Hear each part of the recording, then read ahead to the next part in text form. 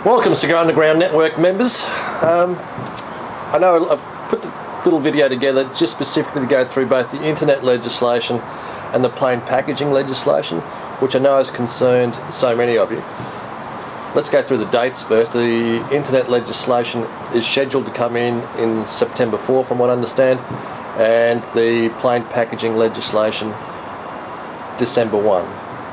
Let's start with the internet legislation. It doesn't really affect you guys too much. It affects mostly Australian retailers, and of course this government, and it's all its brilliant wisdom, believes that by stopping Australian retailers from advertising cigars and having decent websites, that it's going to stop the Australian purchase of buying websites. Or you guys must feel bad about it and you won't go to any other website around the world. Let's face it, there's only about 50,000 of them, to look at reviews, to look at that, which brings us back to the websites. All websites by Australian residents selling cigars in Australia will be very, very simple websites, standard colour formatting, health warnings top and bottom. I think it's black on white text. There can be no images, there can be no discussion, there can be, well, nothing really on there. There will be a table. They've given us the table that we have to use, which shows the product quantity, weight, the taxes that are applicable to that product, such as GST, duties, excise, whatever it is, your final price, and then a comment on the bottom saying delivery may be extra. Outside of that, there's not too much else that can go in there, and there's got to be some age verification. Most Australian retailers do the age verification anyway. But so that comes in September 1, and as I said, that's not really going to affect you a great deal. The big one is the plain packaging legislation, which really changes, well, I know for Cuban cigar lovers and non-Cuban lovers, changes the way they're going to be able to purchase cigars within this country forever and a day.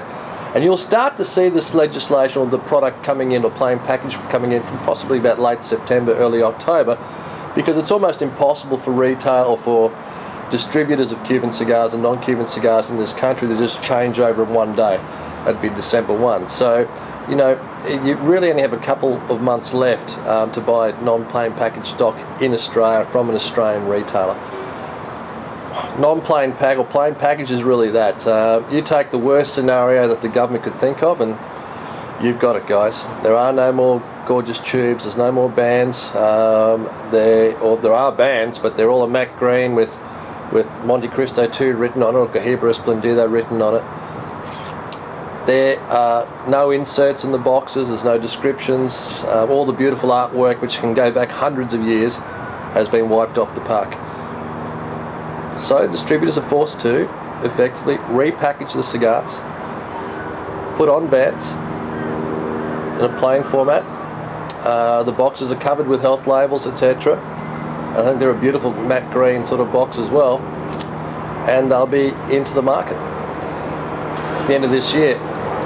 The interesting point here is, and something the government's avoided to really discuss at all, is that it really opens up a tremendous issue of fakes in Australia. I can go and get Ecuadorian bundles at $15 each, or say Romeo and Juliet at Churchill's, which cost me $1.50 a stick. Pay the duties on that. I can put a Cohiba Esplendida band on it, put it in a plain package, that'd be a plain packaging Esplendida band. I can then put it in a plain package box with Cohiba Esplendida just written on it, meet all the requirements, get some dodgy warranty seals on it, and sell it for $3 or $4 or $5 or $600 a box. There's no stopping it, and you're going to see a lot of it in all your favourite sizes coming, all your favourite cigars in the next couple of years. The legislation really, really opens up the entire market for fakes. Can't be helped. We've done our best. We have raised these issues, and it's certainly, they've just been ignored completely. So, the other issue, of course, I know a lot of you have said that we purchase overseas some of our cigars anyway. Will they be affected by plain packaging? At this point, no. From what we can tell, no, they won't be affected by plain packaging. You can still purchase your cigars overseas, and a lot of you are going to be forced to as well. If you really enjoy, say, I don't know, just take a small production cigar, it's almost impossible that distributors can plain package all the different varieties of cigars they have right now. some just due to volume don't justify it. So you're going to see an absolute shrinkage of exactly the variety of cigars available within Australia under this legislation, which naturally will force you to purchase some of those cigars overseas and be brought in to the country. You still have to pay your duties and your excise, etc.